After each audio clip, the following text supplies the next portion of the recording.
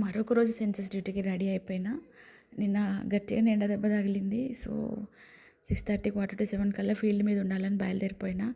ఈరోజు అంతా mixed experiences ఉన్నాయి. కొందరేమో ఈ జనాభా లెక్కల వలన మాకేంటి ఉపయోగం అన్నారు, కొందరేమో పాజిటివ్గా కోఆపరేట్ చేసిండ్రు.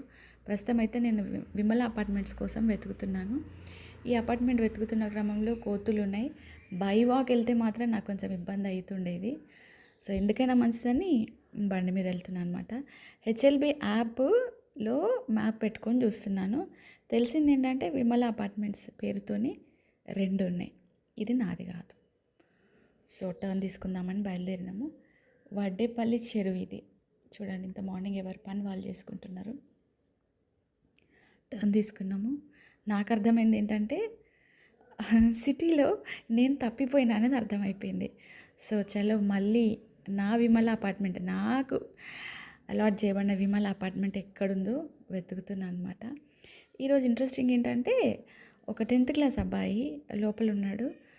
అక్క నేను టీషర్ట్ వేసుకొని వస్తున్నాను, ఒక్క నిమిషం వెయిట్ చేయండి అని చెప్పడం, అతని రిసీవింగ్ నాకు చాలా బాగా నచ్చింది.